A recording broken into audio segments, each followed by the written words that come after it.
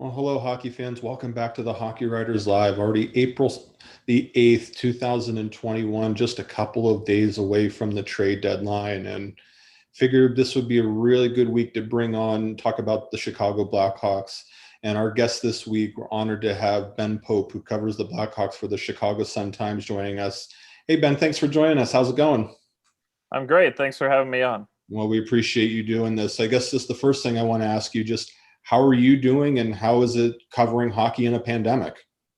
Yeah, it's certainly been tough. Not having that locker room access and having to do everything over Zoom, just like this podcast, Yep. certainly takes away some of the interpersonal aspect of it. And it's hard to come up with story ideas every day and have quotes to flush them out just from these scattered Zoom calls. But making the most of it, I think it's nice. I'm still able to attend the home games and experience what those are like in person, and still able to talk to the players and at least get a little bit of access. So we're making the most of it, and hopefully next year it's back to normal and not too far away from now. So looking forward to Yeah. that.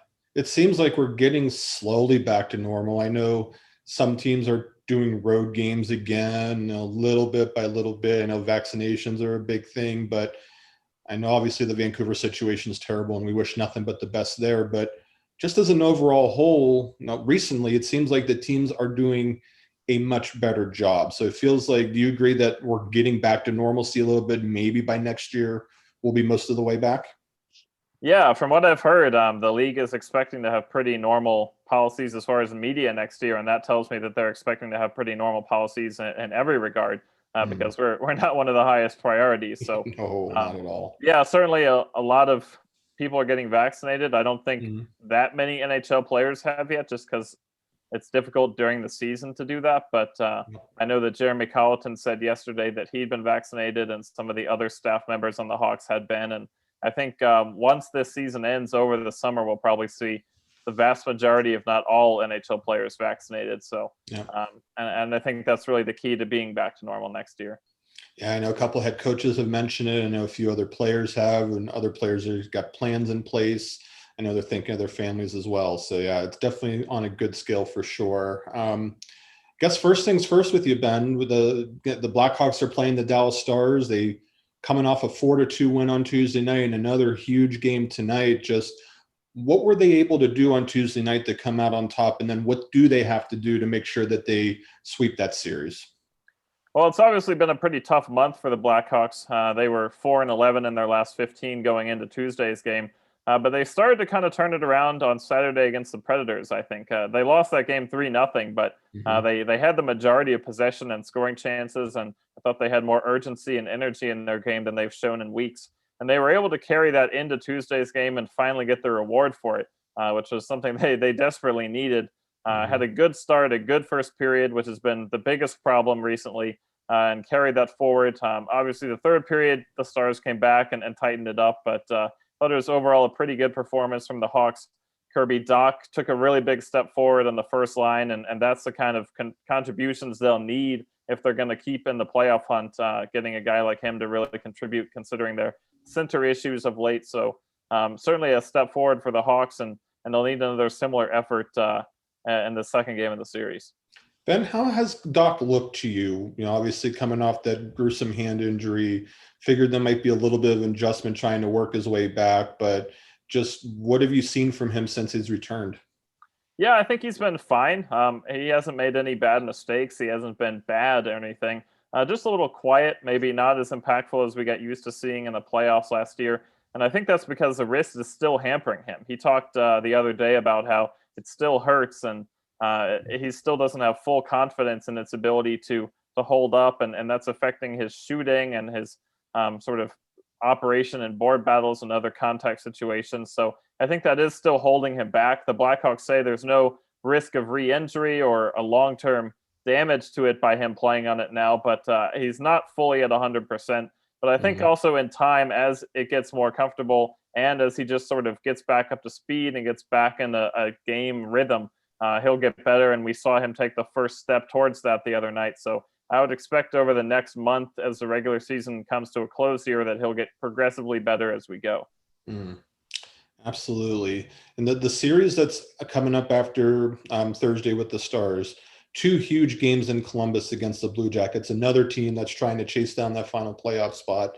Now, the Blackhawks have enjoyed quite a bit of success this year.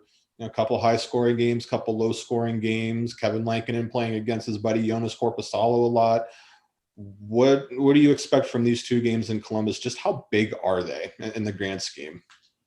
Yeah, well, as we were just talking about, this is a 6-game stretch for the Hawks against the Stars and then the Blue Jackets and the Red Wings.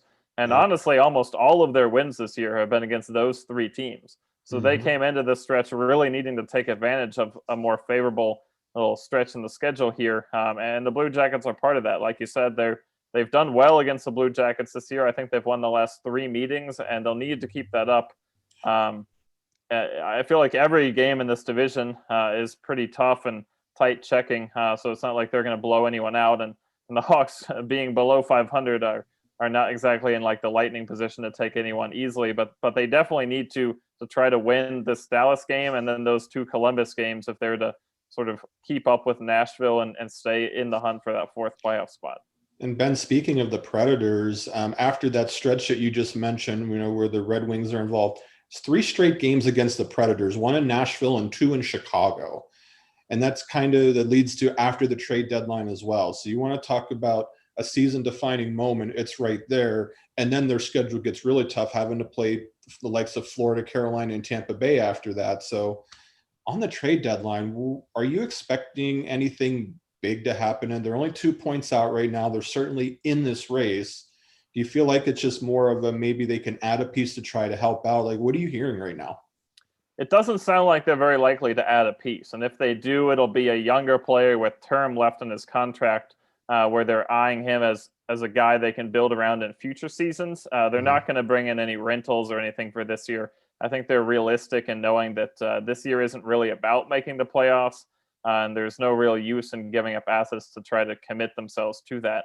I think it's more likely that we see they trade out some kind of UFA like Carl Soderberg or Matthias Janmark for maybe a 3rd or 4th round pick, just to recoup some value from that if they don't plan to re-sign that player. And then I think most likely of all would be them taking on a bad contract from another team. They have more than $20 million in LTIR space right now. They'll probably have a lot of space next year too. So they could take on someone like Louis Eriksson or Andrew Ladd or Leo Komarov or Jake Gardner, someone like that with their space and get paid pretty handsomely to do so. So I think that's the most likely move we see. Talking to Stan Bowman yesterday, it sounds like he's having a lot of conversations. None are super imminent, none are super far along. But he said that that's kind of typical for being 5 or 6 days out from the trade deadline. He doesn't feel like he's running out of time on anything, and too early to determine yet how active they'll be when we get to Monday. But I wouldn't expect them to make any big splashes. Maybe just some moves to kind of smartly redistribute their assets to sort of angle themselves towards the future better. Ben Pope from the Chicago Sun-Times joining us here on the Hockey Writers Live, and kind of going along the lines of the trade deadline. It just feels like that in this market, there are some teams that are still so close to the playoffs that they really haven't determined if they're truly a buyer or truly a seller at this point. Like literally these next couple of games leading up to Monday could very well tell the direction. Is that maybe what you feel like some teams are waiting for to see who's more established of a buyer and seller? And maybe that explains why there hasn't been as much action as maybe we thought there'd be. Yeah, I'm sure that's part of it.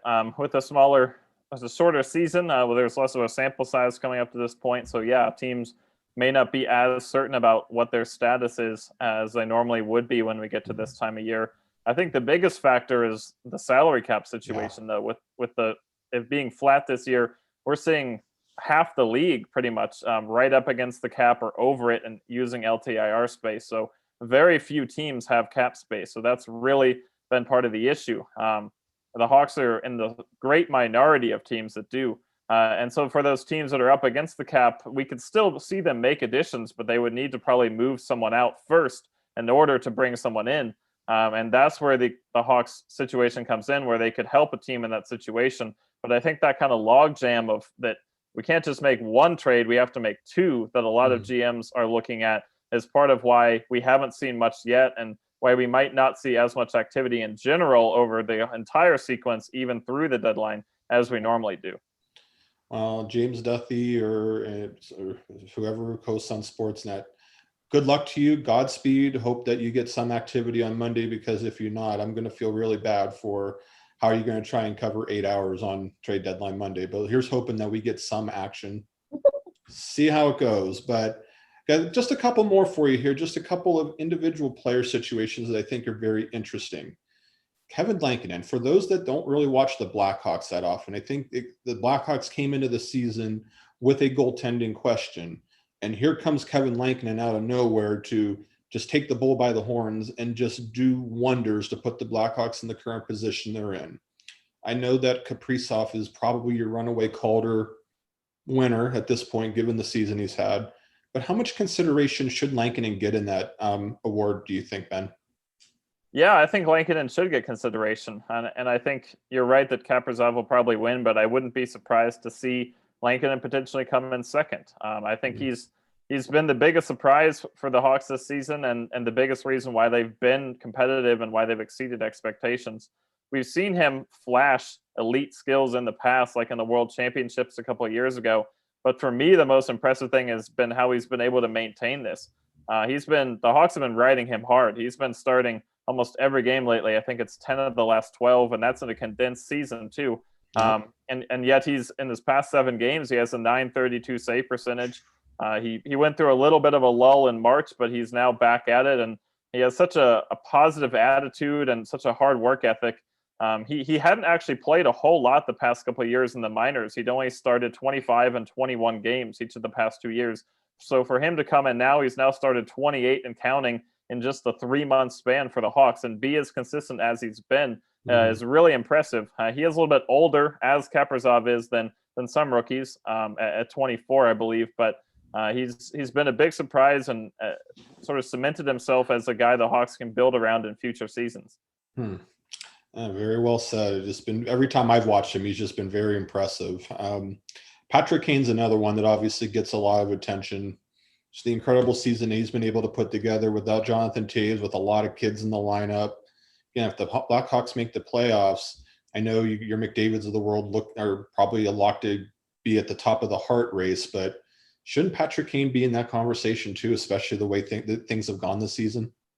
Yeah, I think he has been in that conversation. I know NHL.com put him as the favorite at midseason. I thought that was a little bit generous, and I don't think he's going to win it. And he certainly has a candidacy. You look at McDavid and he has Draisaitl, and you look at Austin Matthews and he has Marner. Kane has DeBrincat, but he's probably not in the same tier as Draisaitl and Marner. So Kane has been doing it more himself. I think the Hawks would have to make the playoffs for him to have any shot. But he certainly had a great year, one of his best so far in his career, and he's had a lot of great ones in his career, so that's saying a lot. He'd gone through a little bit of a lull maybe the past few weeks. He wasn't quite as great as he had been earlier in the year, but last night in the first game against the Stars, I thought he was fantastic. And, if he can keep this going over the final month and kind of carry the Hawks into the playoffs, he'll have a real shot at it.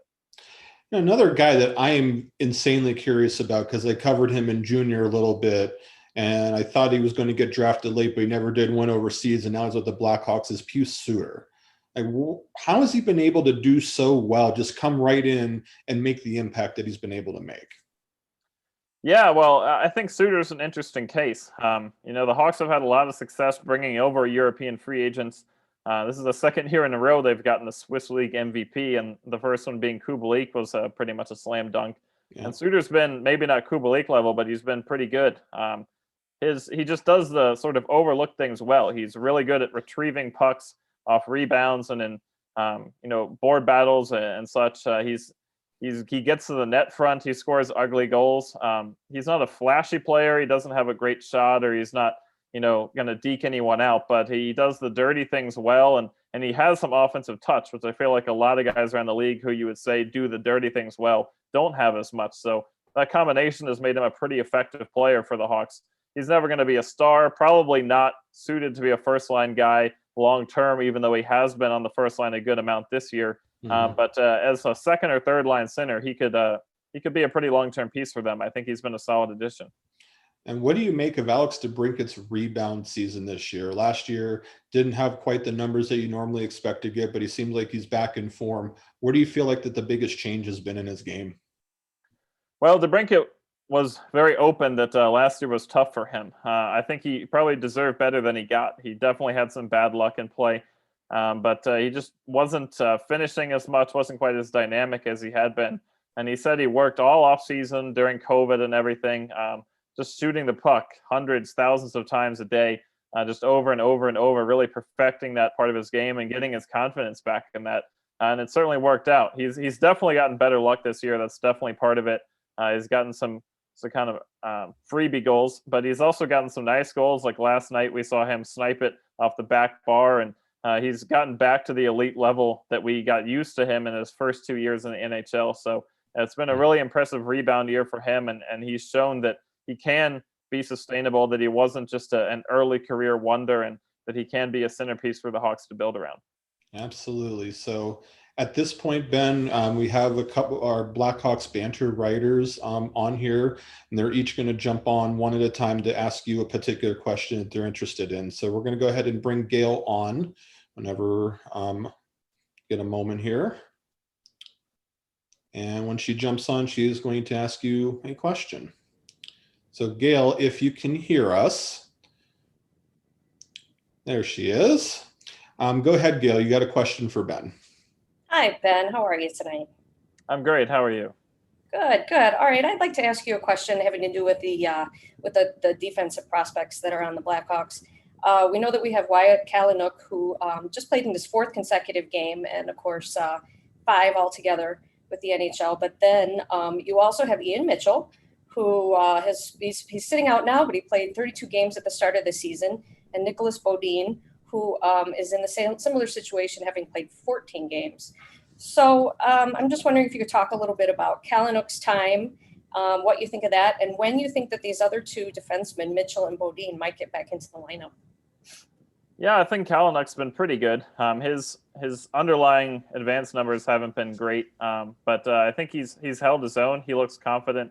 He can move the puck. He certainly showed that at Wisconsin. I think as he gets more comfortable in the NHL, he'll begin a little more dynamic in terms of moving it through the neutral zone and into the offensive zone. We haven't seen a lot of that, but I think he's been good. He's lived up to expectations so far. All of them have really. I know they've all had ups and downs, and the Blackhawks talked about coming into this year that would be an inevitable part of it. That it wouldn't be a linear, just upward trajectory. There would be road bumps, and it would be back and forth. But I think we've seen them all take steps, and I feel like we probably will see Mitchell back in soon. I know that he's been working hard with the taxi squad, and I think with Bodin too, certainly before the end of the year, he'll get another chance.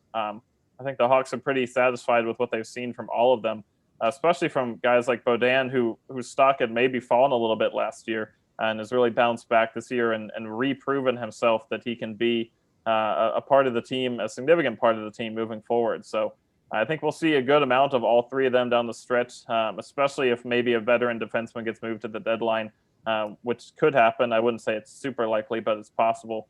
And I think the Hawks are pretty happy with how they've all been in their performances and in their games so far this year. Well, Gail, thank you very much for that. Thanks for the good question there. Thank you. And we have one more question for Ben from our Brooke Lofurno, who is also part of their Blackhawks team. Hello, Brooke. Hi, guys. First of all, Ben, it's nice to meet you. I'm a big fan of your content, and it's nice to be able to pick other Blackhawk brains about certain things. So, well, thank you. So I want to ask a little bit about the direction of this team, because we're in an interesting kind of spot. We're like knocking on playoffs door, kind of not. And then, we talked about the rebuild, but it's not technically a full rebuild. So if you look at this roster, especially going into the trade deadline, obviously, as spectators, we can kind of, give or take, you want to be a buyer or seller, we can have our own thoughts on that. But my question is that management put this roster together this year with hopes of maybe staying competitive while rebuilding. So now that we're at this point, do you think that management thinks this is an acceptable roster do you think that they believe that this is a good playoff roster? We can be realistic and say that maybe they're not fully there, but do you think that they believe this is a good playoff roster? Well, that's a good question. I think they think it's a team that could make the playoffs, but I think maybe they wouldn't admit this publicly, but I think realistically they know this is not a top team this year, and that wasn't really the priority. Certainly internal expectations were higher than external expectations coming into the year, but I think the best case scenario would be that they would make the playoffs, get some experience there like they did last year in Edmonton, but really build for the future and gain experience for the young guys. That was the biggest priority. They made that very clear, and I think that's still the priority now. I think they're happy with how it's gone overall, even though it's been a little bit less encouraging the last month than it was the first month or two. But I think they're realistic that this isn't going to be a team making a deep run, and I think that's why we won't see them make any additions for this year. Really, they're not going to bring in any like Taylor Hall type of guys to supplement the team. I think it's still looking towards the future while trying to get what they can out of the team right now. I think is how I would best answer that question. Well, Brooke, thank you for the question there. And Ben, thank you very much for your time here on a Thursday. We really appreciate it. Again, make sure that you follow his work on Twitter at Ben Pope CST. Does a great job covering the Blackhawks for the Chicago Sun-Times. So Ben, thank you very much for the time. We greatly appreciate this. Yeah, thanks for having me. I enjoyed it. I appreciate it. Absolutely. And fans, stay tuned here. Part 2 is going to be coming up. Well, welcome back to part 2 of the Hockey Writers Live. We really appreciate Ben Pope from the Chicago Sun-Times joining us to talk all things Blackhawks. Very interesting dynamic, only 2 points out of the playoffs going into Thursday's games. Another game against Dallas. Then they play Columbus twice. Then they play Detroit. Then they play 3 against Nashville. So they've got a really interesting stretch here to really position themselves for a playoff push. So figure we'd spend the next 15 or 20 minutes or so. We've got Gail and we've got Brooke back. I mean, remember you saw them in part 1 where they got to ask a question of Ben. So Gail and Brooke, welcome back to the show. Thanks for having us. We really appreciate your time. We just kind of want to expand on what we were talking about with Ben. And Gail, I'll start with you on this one. Just, I guess the trade deadline as an overall whole. Ben kind of indicated he doesn't really expect a whole lot of things to happen. Maybe a depth defenseman or something like that. But just in your view, do you have any kind of a sense on what fans should be expecting at the deadline realistically? Yeah, I don't think that they are really going to do much in the way of a big splash. Although Carl Soderberg, he hasn't played the last 2 games. I think that if anybody was going to go, he would be the one that maybe they would trade. Especially because he's such a good he's a veteran. He could be a really good piece on a playoff team. He's cheap and he's a good centerman. He wins the faceoffs, and they could get a good return for him. So I like him, and I think that he actually kind of was weird that he actually found his spot on the top power play unit, which they've missed him the last couple games. But I could see him unfortunately being somebody that could get dealt. And Brooke, what do you think in terms of what can we expect from the Blackhawks realistically there? Yeah, realistically, I'm not expecting much only because of the pandemic. I think that does make it a lot harder, but also like Gail said, there's probably only a couple that you would realistically move at this point, which would be Soderberg or Janmark. But in my personal opinion, I would hope that he would sell as much as he could. Teams at the deadline sometimes get, desperate and might overpay for something. So I don't want a repeat of last year's deadline where obviously that was really bad, but I do think he should sell as much as he can, keep on the rebuild, get assets. Let's just keep moving forward. But realistically, I could probably see him doing that more in the offseason than the trade deadline. All right, so Brooke, I'll keep with you on this next one. So no matter what happens at the end of the season, they're in a playoff push. They possibly could make that last spot. They might not make it. Whatever happens, happens. Mm-hmm. But I'm curious about the beginning of next season, going into this offseason. What kinds of things do you feel like that the Blackhawks need to prioritize in terms of getting ready for the start of next year when we might be back to closer to a normal schedule, things like that? What do they need to address in your mind? Definitely center depth. Without Tays, we are hurting really badly, and now that is very evident. We got Kirby Doc back, which is great, but something needs to change because our faceoffs are horrible, and it doesn't seem to be changing every game. Like Gail said, last night it actually wasn't too bad, but still, it's a problem. I think they need to address that immediately. I also think they need to address scoring. I mean, we've had offensive issues all year, and I understand it's a young roster and kids are developing and learning, but if we're not scoring, we're not winning, and that's going to be a problem moving forward. And again, we missed Taze in that way too, so that I think those are two areas of need that should be addressed if they want to be competitive next year, especially because if we go back to our regular division, it's going to be that much harder against teams like Colorado and stuff. So I think that needs to be addressed. Gail, what do you think? What do the Blackhawks need to prioritize in the offseason? I knew Brooke was going to say that. We go on and on and on about the face. Yeah. You took my answer, Brooke. No. Well, I would definitely agree with everything that she is saying, to definitely deal with that, figure out that center depth. Oh, if Taze would be back, that could solve a lot of problems. And the young centermen are learning and getting better. P.S. Suter seems to be doing better and better and better all the time with his faceoffs. But what I'm going to add to this is, and I brought it up again, I brought it up with Ben. I think that they're doing the right thing right now with developing their defensive prospects. Mm-hmm. I'd like to see Mitchell and Bodine get back in. It's awesome that Wyatt Kalynuk is actually getting the time that he is. And so I just think that that's important moving forward. And gosh, if they could make the playoffs and actually have that important time like Doc and some of the other guys did last year, that would really help them to get a head start on next year. Yeah, very well said on all that front. Will be interesting to see where they go with that.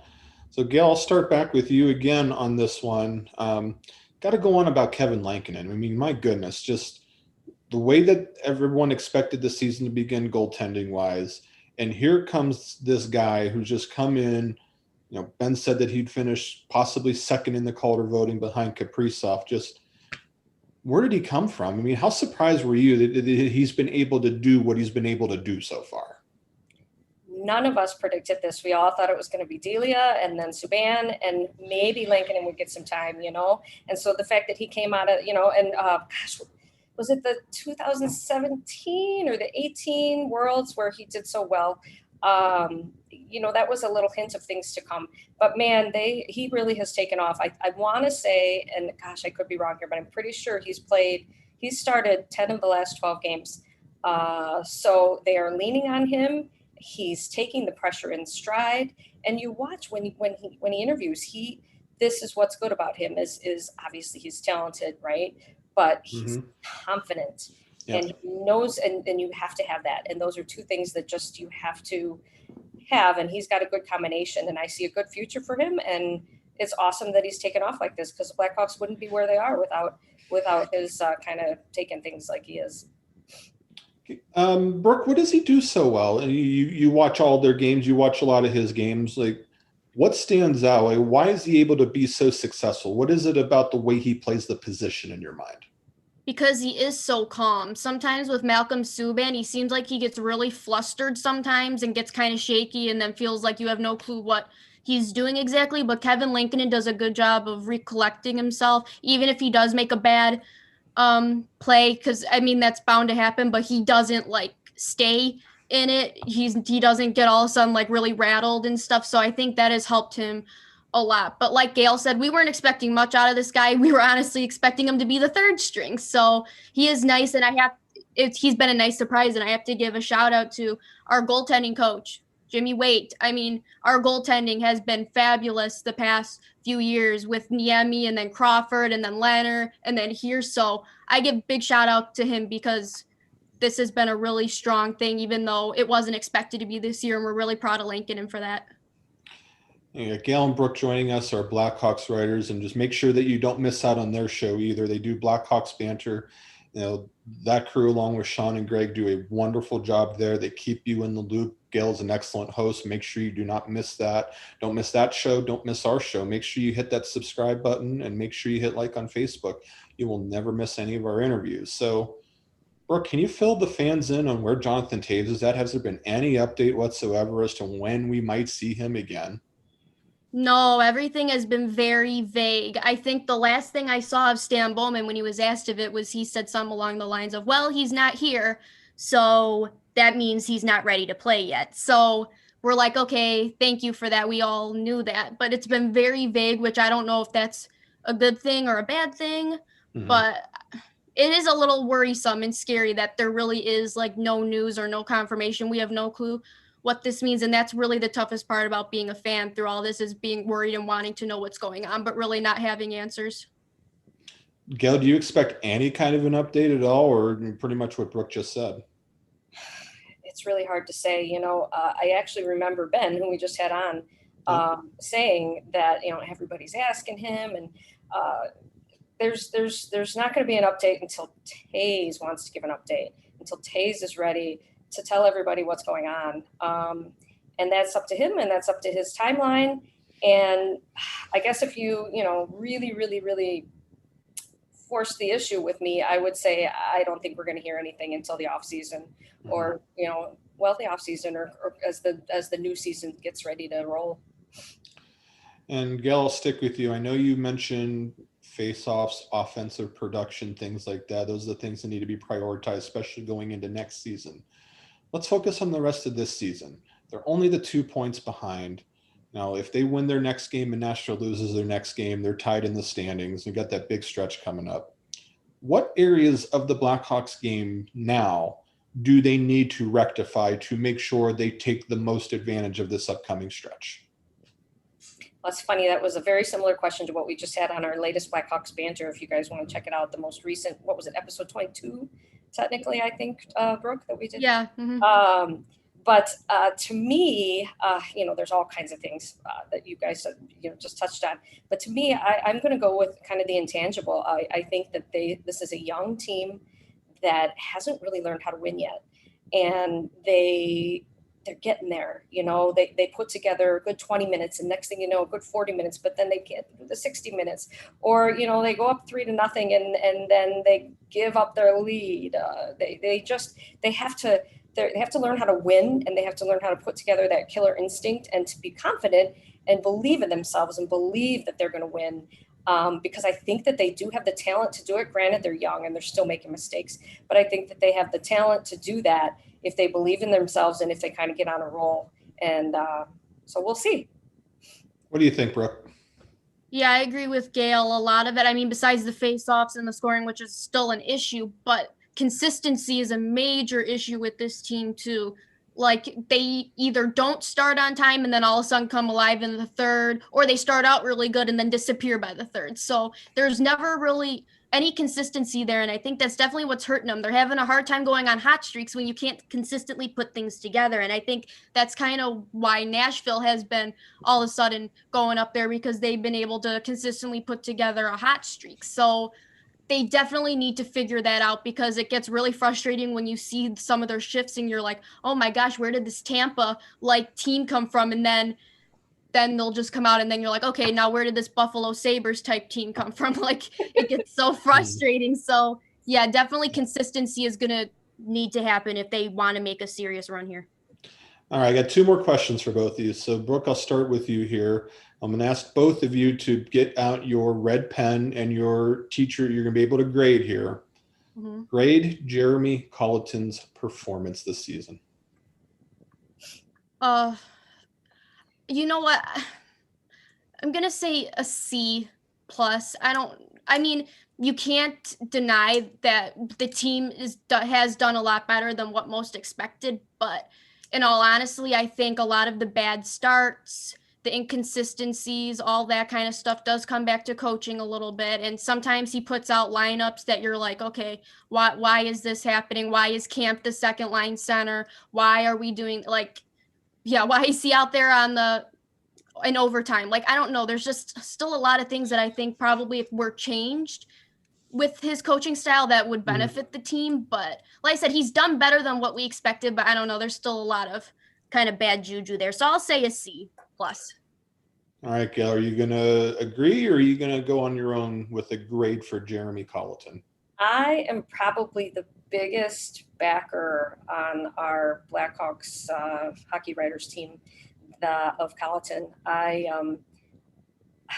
he's young and he's learning and he's making mistakes, but he's learning from those mistakes. I think he's really smart.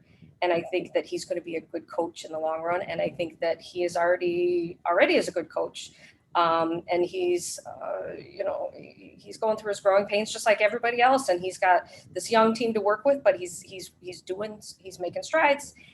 So I'll stop talking and basically just give my grade. I give him a B+. Yeah, C+ and a B+. Interesting perspective. Last question. So Gail, I'll go to you. It's going to be a 2-part question. Oh boy. It's put on your, get your magic 8 ball out. We're going to do a little prediction here. So we're going to go with the trade deadline and we're going to go with the playoffs. So when it comes to the trade deadline, the number of moves that the Chicago Blackhawks will make by Monday will be blank, fill in just a number. You don't have to necessarily say who or what. Just how many trades do you think they'll make between now and Monday? And do you ultimately think that they will make the playoffs, yes or no? To 2 parts. 2 trades, okay. 2 trades. 2 and trades. I hate my answer, but no, I don't think they're going to make the playoffs. Okay. I think Nashville holds on then, maybe. What's that? You think Nashville holds on then? They're the one in that spot right now. Yeah, I don't know if it's, well, yeah, maybe, probably Okay. not. Okay, Brooke, give you the same 2-parter. How many trades do you think between now and the deadline? And yes or no, do they make the playoffs? I'm going to say they're going to make 3 moves. 3.